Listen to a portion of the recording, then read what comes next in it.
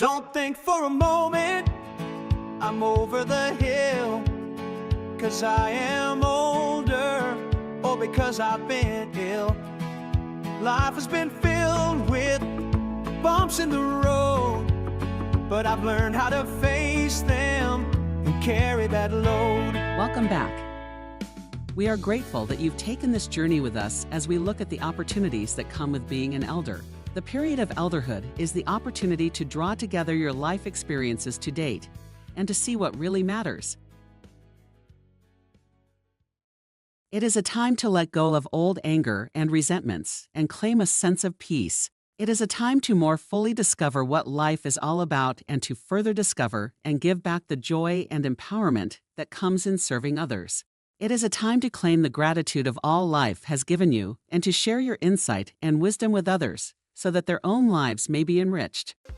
Now, not only do we need to claim the importance of an empowered elderhood, we also need to speak out as society's elders. We are the wisdom keepers. With growing segments of our society feeling hopeless and angry and having lost a sense of meaning and purpose, our job as elders is more important than ever. Not only do we need to claim the power of elderhood for ourselves and our own future, but it is vital that we are able to serve as sages, helping those struggling in society to unlock the secrets that can help bring them well-being and peace instead of anger and despair. We need to create a plan to help us stay in the game effectively so that we are able to leave the positive life prints that are so vital right now. There was a famous book written by Lloyd C. Douglas that became a bestseller and was later made into a movie, Magnificent Obsession.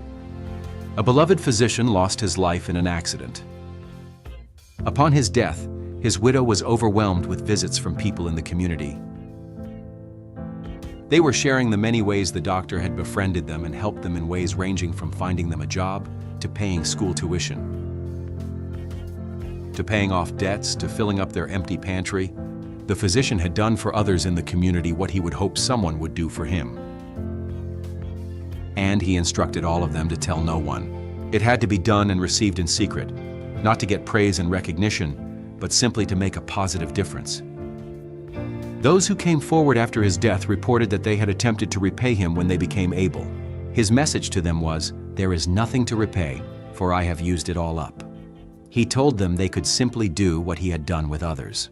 He had discovered the life-changing power of doing for others without expectation of praise or recognition. Yet, the return on investment was significant. He passed on this lesson, this understanding by living it, by demonstrating it. It could not be understood and received by simply telling someone or providing it as a rule. It had to be taught by the lived experience. I have power to reclaim all my dreams. I have power far more than it seems. Power to take what is broken and fulfill all the dreams that I've spoken. I am running the race and I'll soon reach my goal of living a life that is full and made whole.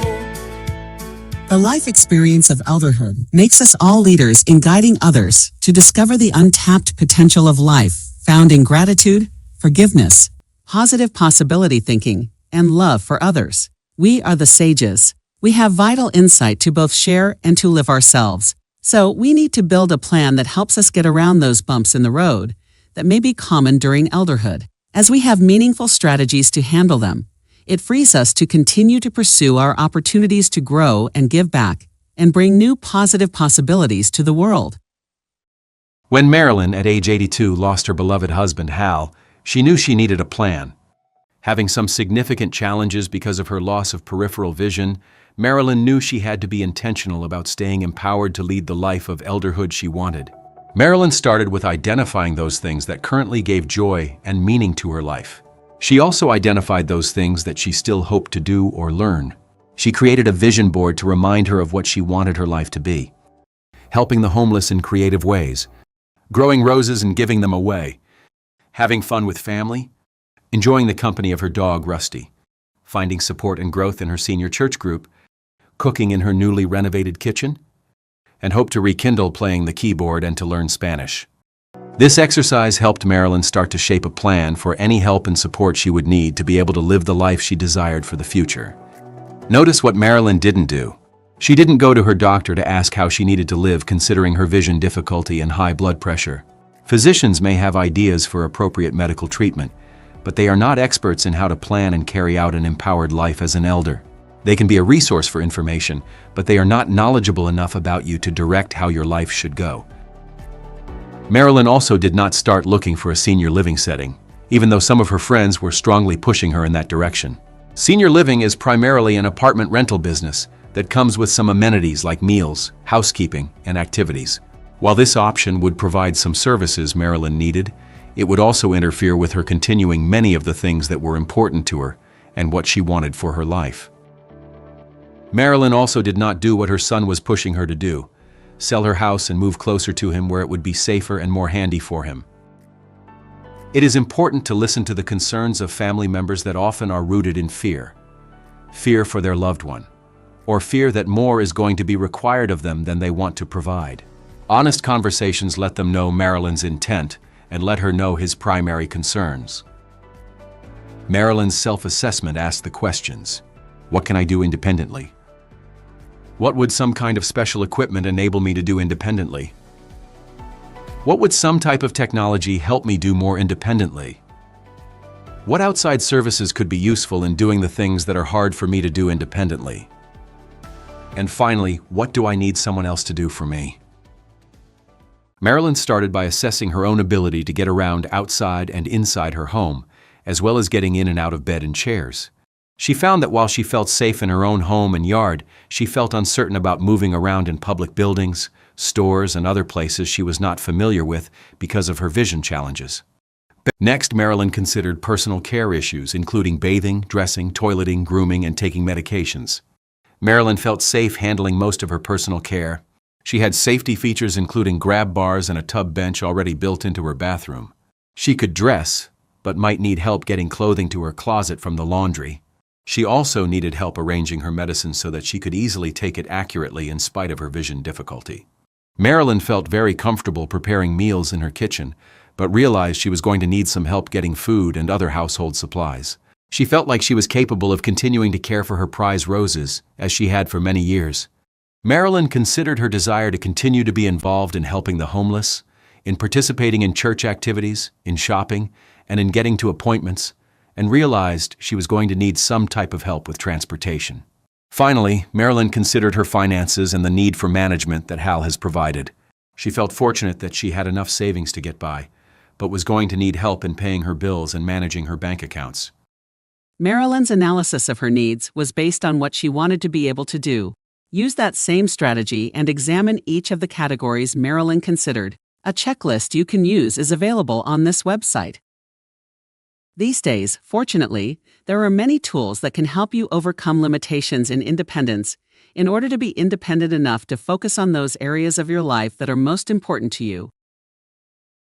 First of all, if you are having trouble moving around or with bathing, dressing, toileting, and other self-care issues, getting physical, occupational, and/or speech therapy may be able to help you regain what you need to increase your independence.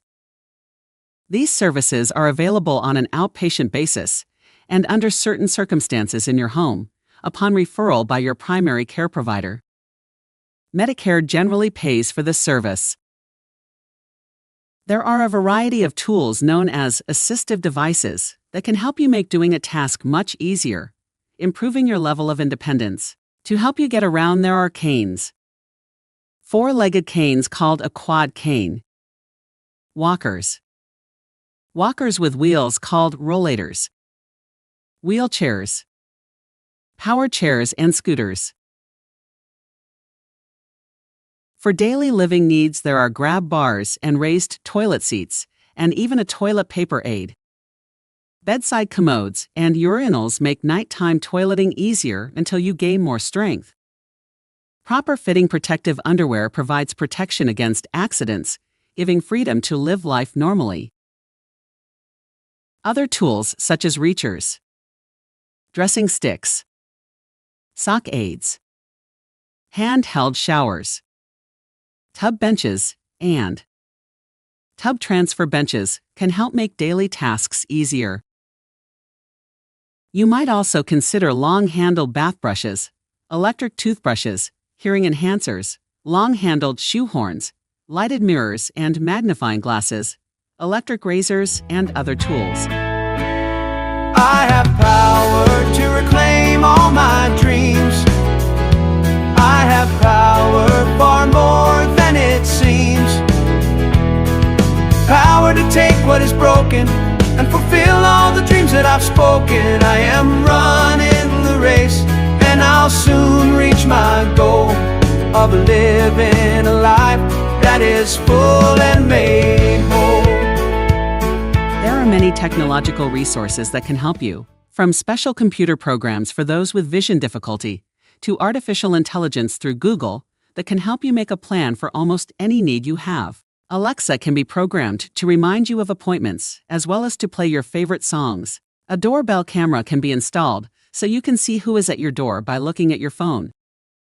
There are emergency buttons you can wear to notify emergency personnel or relatives if you need help. FaceTime on your phone or computer can help maintain social contact with family and friends, or even provide a medical or counseling consultation. Pill minders with alarms help you remember to take medications. There are many services available to help you by coming to your home. Walmart, Amazon, and many grocery stores deliver groceries and supplies, often the same day. DoorDash and Grubhub, and some restaurants deliver your favorite meal to your door. Angie provides a list of vetted home maintenance professionals, and there are a number of house cleaning services to choose from. Uber and GoGo grandparents, along with many local senior services, provide transportation. Veterinary and dog grooming services even come to your home. Most of these services are tremendous in bridging the gap between what you need and what you can do or want to do for yourself. There are also care services that can come to your home to help with personal care. Some of these do excellent work. However, if you are going to engage one of these groups, it is important to determine in advance exactly what kind of help you need. Once you have done that, create your plan about how that help will be used. Only after you have created that plan should you talk to a care service. When the care service comes, present them with your list and explain your plan. Be sure you interview several to get the best fit. Many are used to being called and then sending a nurse to your home to do an assessment. After the assessment, they develop your care plan. Good agencies will incorporate your plan and seek to help you accomplish your goals, but others will listen politely and then come back with only their plan of what they think you need. When you allow that kind of care agency to take charge of the plan, you will get a medical plan. Their help will end up medicalizing your life. That's what they know. So if they resist your plan and the goals you are striving to meet and act like they know better than you what you should want, show them to the door. Look for the good care service that will be a partner working with you to help you maintain or reclaim the life you are hoping for, not create what they think you should have. Always work with staff who are committed to restorative care that is helping you to increasingly do more and more for yourself, not taking over and doing for you, which generally results in your being more dependent. Those quality of care services certainly exist. Make sure through the process of evaluation that you find those who will help you with your plan instead of simply imposing their solutions on you. The most important thing is that you stay in charge of you. You have had enough life experience to know that sometimes you have a goal, and when you look at the choices in front of you, you have to be flexible and adapt to make everything work. Keep that openness, but do not give up keeping your eye on the objective. To maintain and be able to continue to grow those things that are important to you, for the life of meaning and purpose you have the right to seek. This website has additional resources that can help you. And keep telling yourself, you are definitely not over the hill. A year later, you will find Marilyn enjoying her roses in her garden, as well as the presence of her beloved dog, Rusty. Rusty has now been trained to help Marilyn around the neighborhood and to even accompany her while shopping and getting around at church and in public buildings, giving her new freedom. Marilyn is actively involved with the homeless. She still sits on the mayor commission and gets a ride to the monthly meetings with another committee member. She and Rusty have also learned to successfully use both Uber and GoGo grandparent when they need to. Marilyn's son helps her solve home maintenance and lawn issues as they arise, and has worked out an arrangement with the boy across the street to do the yard work. Her daughter-in-law comes twice a month to help with bill paying and balancing her checkbook and to set up her medications in 2 pill minders. Walmart and Amazon deliver supplies regularly. Marilyn wears an emergency call button to give her son peace of mind. Glenda, the daughter of an old friend, has been hired to help Marilyn a few hours 3 days a week. Glenda keeps the house clean, the laundry done, runs errands, and helps Marilyn in any way that is needed, including driving her to church. Most exciting, though, is Marilyn's new program to help the homeless in her community. Every Thursday, members of the Baked Blessings group meet in Marilyn's kitchen. These are people who have not previously been involved with the homeless. It even includes a group of teenagers who come on Wednesday afternoon to help set things up. People who are homeless rarely get home-baked items. Baked Blessings changes that. Using supplies donated by area businesses, members bake and wrap 20 dozen cookies each week to distribute to the homeless. Marilyn's renovated kitchen is perfect for the project, and Marilyn can manage well in spite of her vision problems because she is familiar with it. Each week, the teens from the local high school write notes of encouragement and illustrate them, including them with the cookies. Everyone involved with the project is discovering the amazing power that fills one's life as they give of themselves to serve others.